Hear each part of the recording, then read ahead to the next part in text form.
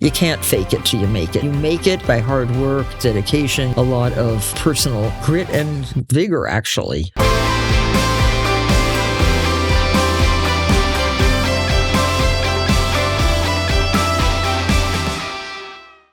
Martha? Hi.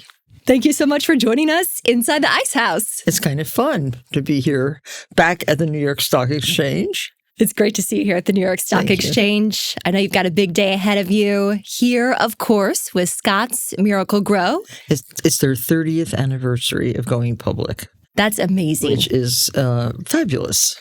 It is fabulous indeed. And you're the Chief Gardening Officer. I am. I'm very proud of my new title. Yes. What does this entail? Well, Scotts and I have been working together for a few years now, and I am persistent. I'm a persistent organic gardener, and Scotts has some fabulous organic products. And I've been a customer of Scotts for a very long time. And we got together because of our love of gardening, of course. And they appointed me Chief Gardening Officer. I love it. My real title is Dirt Nerd. So I wish it were the Chief CGO, but it's really Dirt Nerd. Dirt Nerd. I like that. Well, we're honored to be in the presence of the Dirt Nerd as well as the Chief Gardening Officer at Scotts. There's been a growing importance of organic practices. I want to get your input on that and the role that scientifically grounded organizations are playing in shaping the future of gardening. Why do you believe that organics must play a big role? And how do companies like Scotts help adapt those practices? Well, it's extremely important for the soil of the earth to be maintained and healthy, and to be able to grow all the food that we need to grow for the huge population that inhabits the earth. And as we can ruin the earth very quickly with poisons, with garbage, with whatever else is thrown into the earth, and we have to be careful about it. And I'm an environmentalist. I really care about the ecology of the earth. It's a fragile ecology, and we have to be careful. And Scotts recognizes that, as do so many other companies. And I hope that all the world's governments will also acknowledge that there is a danger in destroying the earth. You're no stranger to the New York Stock Exchange. You're here today with Scotts. Does it feel good to be back? Well, yeah, I've come back a couple times since I went public myself in 1999, which was a momentous day for Martha Stewart living Omnimedia. We went public to great fanfare. I remember coming early in the morning and serving croissants to all the brokers on the floor. It was very fun, and they all liked it. They loved being served food. You know, that's a boisterous bunch of guys down there on the floor. Some girls, but mostly guys. And we had a very great day. Yeah, well, I know they're excited to see you on the floor again here soon. Let's talk Martha Up Close and Personal, your blog. Oh, yes. You recently published on there about potting succulents. Natural fit here with Scotts Miracle Gro, writing about their beauty, their resilience, and their low maintenance nature. How does this speak to how you are trying to help gardening grow? Well, gardening, I think, if my information is correct, is the fastest growing outdoor activity in the world. And everybody wants to be a gardener. Every one of my friends, even the ones who are the nerdiest they sit in the office all day long, the nerdiest people, they like to garden. And I think just watching something grow, nurturing something, taking care of something that is so unargumentative as a plant is a very good thing. And when I see that, I know that we're in the right business. Scotts is right there in the forefront of helping people grow beautiful things. And I have thousands of plants. I live on a big farm. I live on a 156-acre farm, less than an hour from New York City. And I grow a lot of things. I've planted thousands of trees on my farm. I planted all kinds of shrubs and flowers. I grow animals on my farm. And I am an organic gardener.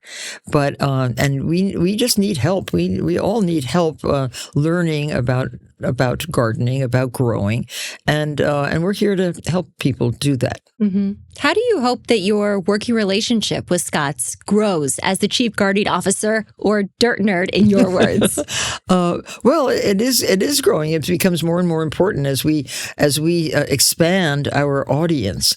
Right now, I've just started a new venture with Scotts called the Martha Collective, and we are going to be posting online on Instagram and on TikTok small snippets, film snippets of me talking about certain things and asking our audience to participate by, like, say, I talk about growing snapdragons, for example.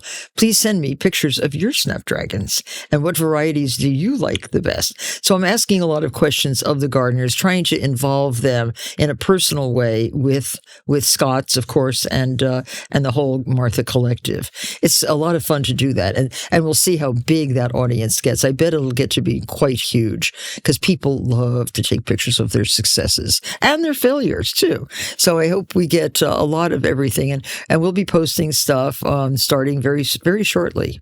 Martha, it's wonderful to welcome you here with Scotts today. You yourself have a history with the New York Stock Exchange. Talk to me more about that. Well, I was one of the first women to be asked to sit on the board of the New York Stock Exchange by Mr. Grasso, the CEO, and it was quite an interesting board. We had lots and lots and lots of questions asked of us. We had so much going on. It was just, this is all in the like the early, I went public in 1999, and so it was right around 2003, I think.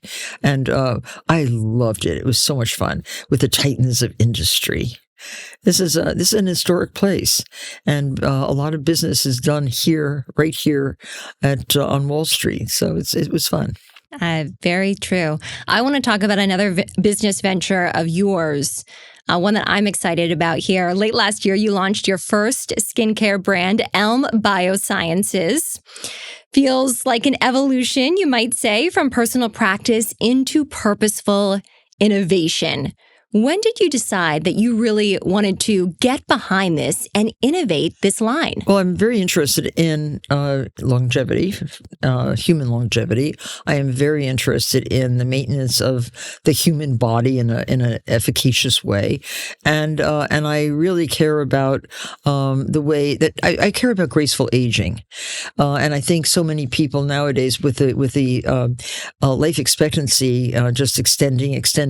We don't know how long we're going to live anymore because so many good things are happening that are keeping us alive longer. We also want to stay healthy while we're getting older.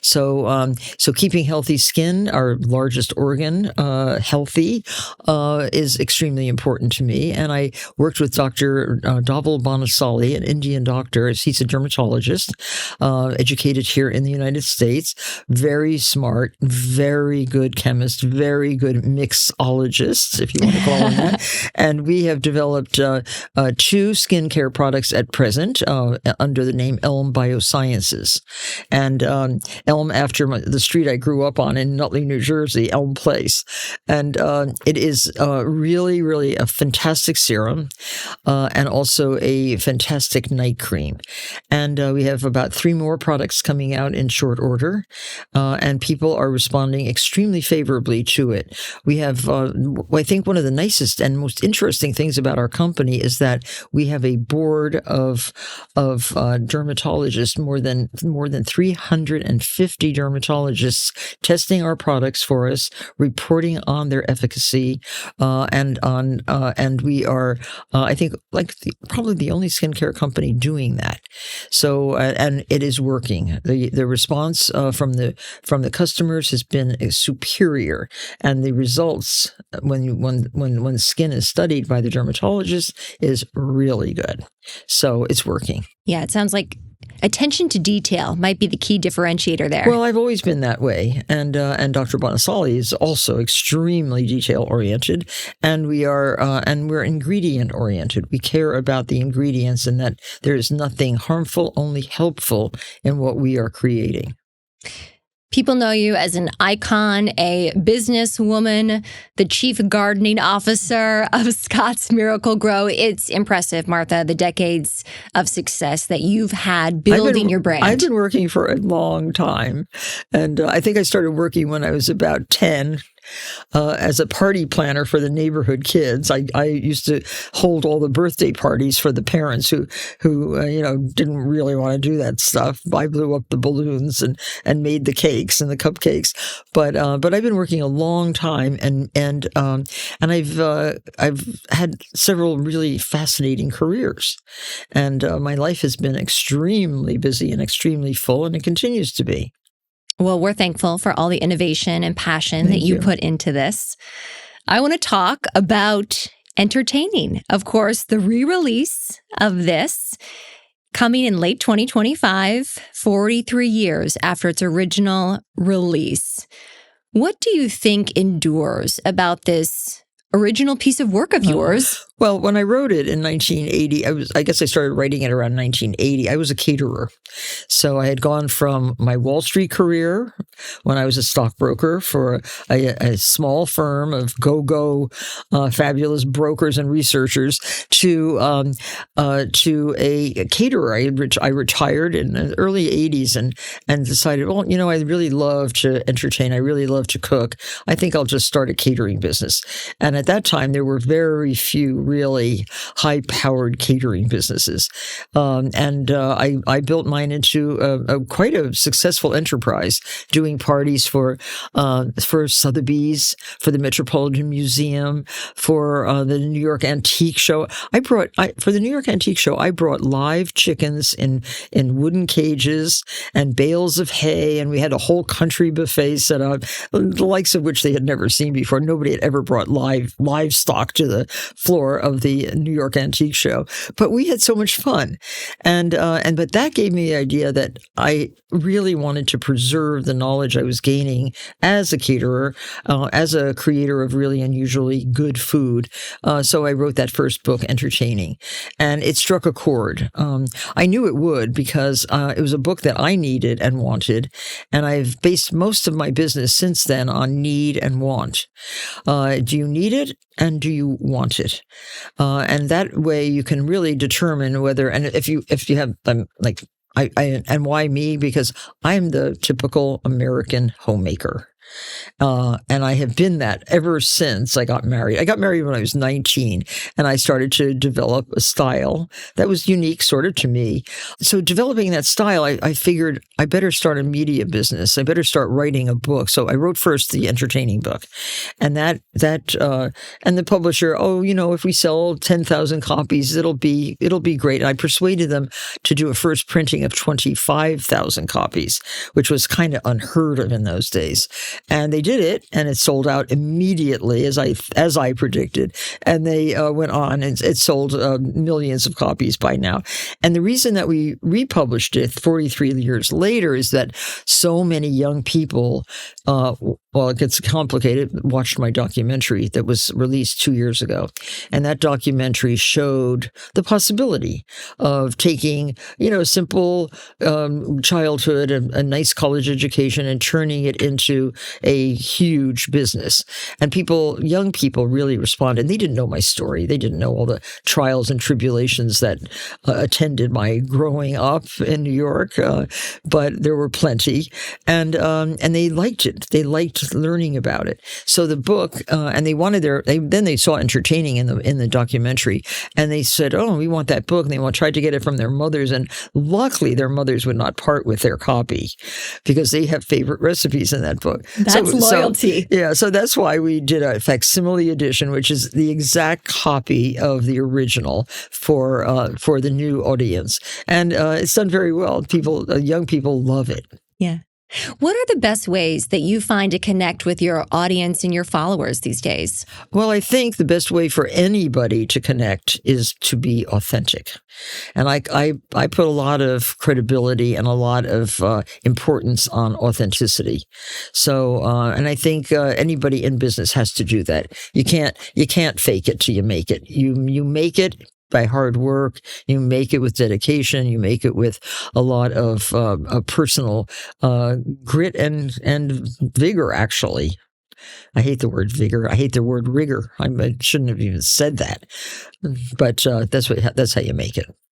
Speaking to authenticity, of course, people know you over the decades as being authentic, hardworking. We've talked about the successes that you've had, and you have this incredible working relationship and friendship. Of course, I want to hear about it in your words with Snoop Dogg. Oh, yes. Right? Oh, my friend. I'm going over to the Olympics this Saturday. Wow. 2 weeks into the Olympics. Snoop's been doing a fantastic job. And he's been reporting pretty much every day from Milan and from Cortina. He even put on skis. I don't know if we're going to put on figure skates. Maybe we will. But we're doing the women's short program next week together. We're doing a lot of lifestyle reporting for Channel 4, for NBC.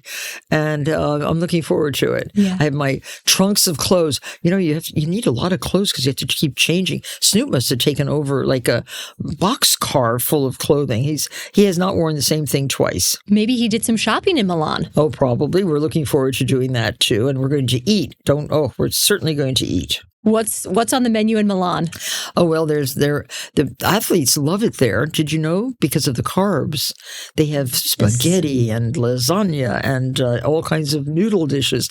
They're very happy over there, the athletes, I hear. Yeah. So, and they say the food is the best here that there's been anywhere. I went to the Paris Olympics. The food was good, but I think the athletes really like this. I went to the Nagano Olympics, the Winter Olympics, and of course that was all Japanese food, a lot of rice. I think they must have liked that too. I loved it, but we'll see what happens next week. I'm very much looking forward to it. I'm excited to see the action indeed. Yeah. Let's talk about a natural segue into a new restaurant that you're planning to open. Of course, your first restaurant opening in 2022, the Bedford at Paris, Las Vegas, and now a second location coming at Foxwoods Resort Casino in Connecticut. Oh, yeah. Oh, well, now finally, my friends who have not been able to get out to Las Vegas to eat can eat at Foxwoods in northeastern Connecticut. And it's a large restaurant. It has about 250 seats. It's by reservation, of course. It's in the casino at Foxwoods, and we're looking forward to a very busy spring season, and hopefully, summer too. It's like a resort. Foxwoods is not only a gambling casino, but it's also a family resort, and they are very enthusiastic about my restaurant, which makes me happy. We're right next door to Gordon Ramsay's huge restaurant there, so that's a nice contrast, and I hope you come sometime and taste the delicious food. Yeah, I would love to come. Indeed. What are the lessons that you've learned from entering the restaurant business? Well, it's first of all, it's fun. Second of all, it is the response of the public when you have good food and a beautiful ambiance is really uplifting. We have had such a nice time in Las Vegas.